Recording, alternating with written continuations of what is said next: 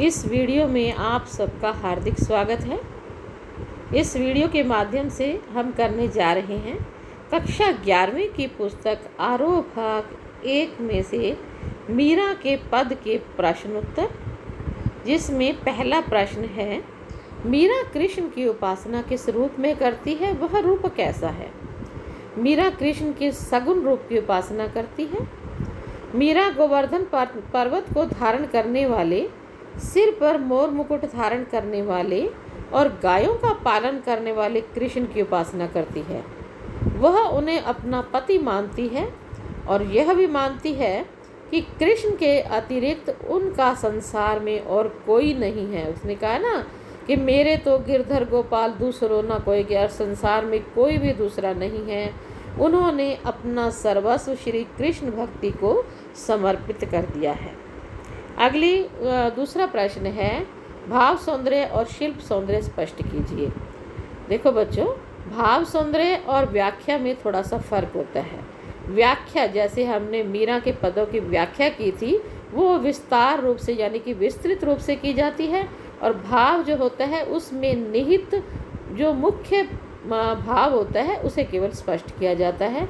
तो असवन जल सींच सींची प्रेम बेल बोई, अब ते बेल फैल गई आनंद फल होई। इसका भाव सौंदर्य है। इस पद में मीरा की भक्ति अपनी चरम सीमा पर है। मीरा ने अपने आंसुओं के जल से सींच सींच कर कृष्ण प्रेम रूपी बेल को बोया है, और अब उस प्रेम रूपी बेल में आनंद रूपी फल आने शुरू हो गए हैं, और अब मीरा को आनंद की अनुभूति भी होने लगी। उसे लगना लगा है कि इतना समय से जो मैं कृष्ण की भक्ति में लगातार रो रही थी, तो अब मुझे कृष्ण के दर्शन अवश्य होंगे। इसका शिल्प सौंदर्य है। इसकी भाषा मधुर है, संगीतमयी है और राजस्थान मिश्रित है। सींची सींची में पुनरुक्ति प्रकाश अलंकार है। प्रेम बेल बोई, आनंद फल, असवन जल, इनमें रूपक अलंकार का प्रयोग किया गया है। माधुर्यपूर्ण और भावात्मक शैली है। माधुर्य गुण का भी प्रयोग किया गया है। रीति व दर भी है, वियोग दिखाया गया है, और भक्ति रस का प्रयोग है, और शब्द शक्ति लक्षणा है। दूसरा है, दूध की मथनिया बड़े प्रेम से बिलोई, दधी मती घृत काढ़ी लियो डारी दियो छोई। इसका भाव सौंदर्य। इस पद में मीरा ने भक्ति की महिमा को बड़े ही सुंदर ढंग से प्रस्तुत किया है। इस पद में भक्ति को मक्खन के समान महत्वपूर्ण तथा सांसारिक सुख को छाछ के समान असार अर्थात जो महत्वपूर्ण नहीं है वो माना गया है। इन काव्य पंक्तियों में मीरा संसार के सार तत्व को ग्रहण करने और व्यर्थ की बातों को छोड़ देने के लिए लोगों को कहती है। इसका शिल्प सौंदर्य। भाषा मधुर, संगीत में और राजस्थानी मिश्रित है। घी और छाछ शब्द जो है प्रतीकात्मक रूप लिए हुए हैं, इसलिए प्रतीकात्मक भाषा भी कह सकते हैं। दूध की मथनिया बड़े प्रेम से बिलोई, इसमें और छाड़ दियो छोई, इसमें अन्योक्ति अलंकार है कि अन्य तथ्यों के माध्यम से समझाया गया है सांसारिकता को, और रूपक अलंकार है।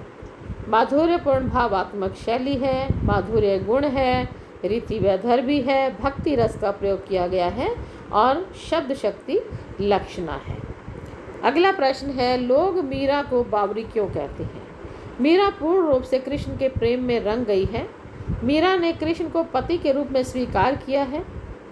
लोक लाज को छोड़कर संतों के बीच बैठना, पैरों में घुंघरू बांधकर कृष्ण की प्रतिमा के समक्ष नृत्य करना, कुल की मर्यादा और लोगों की परिवहन न करने के कारण लोगों ने मीरा को बावरी कहना शुरू कर दिया है कि ये तो पागल हो गई है। अगला प्रश्न, चौथा प्रश्न है, विष का प्याला राणा भेजा पीवत मीरा हासी, इसमें क्या व्यंग्य छिपा है? मैंने जब आपको इसकी व्याख्या करवाई थी तो आपको बताया था कि राणा जो कि इसके देवर थे, जब मीरा संतों के संग नाचती थी, बाहर जाती थी, तो वो लोग सोचते थे कि हमारे परिवार का अपमान होता है, इसलिए उन्होंने इसे मारना चाहा था और इसे विष का प्याला यानी कि जहर का प्याला भेज दिया था, जिसे पीकर मीरा हंसी थी। तो इसके उत्तर में हम लिख सकते हैं, मीरा का कृष्ण के प्रति अनन्य प्रेम देखकर राणा ने उनके लिए विष का प्याला भेजा। और कृष्ण भक्ति में लीन मीरा ने निर्भय होकर उस जहर के प्याले को हंसते हंसते पी लिया।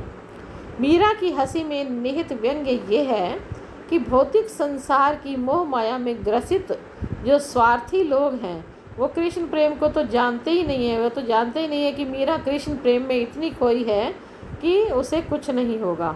उनका मानना है कि शरीर नष्ट हो जाने से ईश्वर प्रेम भी नष्ट हो जाएगा, जबकि वह नहीं जानते कि ईश्वर प्रेम हमेशा अनश्वर होता है। नेक्स्ट प्रश्न है, मीरा जगत को देखकर रोती क्यों है? मीरा देखती है कि लोग ईश्वर भक्ति के महत्व को नहीं समझते हैं, माया के जाल में फंसे हुए हैं, अपने इस महत्वपूर्ण जीवन को व्यर्थ ही गंवा रहे हैं। मीरा श्री कृष्ण की भक्त है और चाहती है कि संसार भी भक्ति के महत्व को समझे, सांसारिकता से दूर होकर ईश्वर की भक्ति में मन लगाए। परंतु जब संसार ऐसा नहीं करता तो उसे लोगों के अज्ञानता पर हंसी आती है और वे अज्ञानी लोगों को देखकर, संसार को देखकर रोती है। आगे है कविता में पद के आसपास के कुछ क्वेश्चंस हैं बेटा। ये कौन कौन से हैं? जिसमें पहला प्रश्न है कि कल्पना करें कि प्रेम प्राप्ति के लिए मीरा को किन किन कठिनाइयों का सामना करना पड़ा होगा। मीरा एक विधवा थी, लेकिन वह कृष्ण को अपने पति के रूप में देखती थी। सबसे पहले तो उनको अपने परिवार का विरोध सहन करना पड़ा होगा। उन पर पहरे बिठा दिए गए होंगे कि वो बाहर ना जाए। परिवार वालों के ताने सुनने पड़े होंगे, उनका अपमान सहना पड़ा होगा, उन्हें मंदिरों में भी भूखे प्यासे रहना पड़ा होगा। लेकिन इसके बाद भी उन्होंने पूरी तन्मयता से, पूरी भक्ति से, पूरे दिल से उन्होंने श्री कृष्ण की भक्ति की थी। लोक लाज खोने से क्या अभिप्राय है? लोक लाज खोने से अभिप्राय घर परिवार तथा समाज की मर्यादा का उल्लंघन करना है। मीरा ने संतों के साथ संगति की, उनके साथ बैठकर सत्संग किए, पैरों में घुंघरू बांधकर कृष्ण के समक्ष नृत्य किया। उस समय के सामाजिक नियमों के अनुसार यह सामाजिक मर्यादा का उल्लंघन था। औरतों को ऐसा अधिकार नहीं दिया जाता था। तो लोगों का कहना था कि मीरा ने वो लोकलाज खो दी है। नेक्स्ट प्रश्न है, मीरा ने सहज मिले अविनाशी क्यों कहा है? मीरा का मानना है कि जो भक्त निर्भय होकर, निडर होकर भक्ति मार्ग में आने वाली सभी बाधाओं को पार कर लेता है, उसे अविनाशी प्रभु, यानी कि ऐसे प्रभु जो कभी नष्ट नहीं हो सकते, श्री कृष्ण बड़ी सहजता से, बड़ी सरलता से प्राप्त हो जाते हैं। कहने का अभिप्राय ये है कि सच्चे मन से की गई जो भक्ति होती है उससे ईश्वर को सहज ही सरलता से प्राप्त किया जा सकता है। लोग कहे मीरा भई बावरी, न्यात कहे कुल नासी।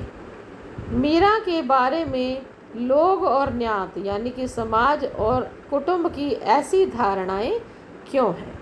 इसके उत्तर में लिख सकते हैं, संसार के लोग भौतिक सुख को ही सब कुछ मानते हैं, जबकि मीरा इन सुख सुविधाओं को छोड़कर संतों की संगति में गलियों में भटकती रहती है, इसलिए लोग उन्हें बावली समझते हैं। परिवार वाले लोग कहते हैं, न्यात में होता है परिवार वाले लोग कहते हैं कि मीरा ने परिवार की मर्यादाओं का पालन नहीं किया। पर्दे में न रहकर मंदिरों में नृत्य करके संतों के साथ घूम घूम कर उन्होंने सामाजिक धर्म का, सामाजिक मर्यादाओं का उल्लंघन किया है, इसलिए परिवार के लोग उसे कुल का नाश करने वाली मानते थे। तो बच्चों, ये थे मीरा के पद पर आधारित कुछ प्रश्न। इन प्रश्नों को आप अपनी कॉपी में लिख लीजिए और फिर दोबारा से याद कर लीजिए। तब तक के लिए धन्यवाद।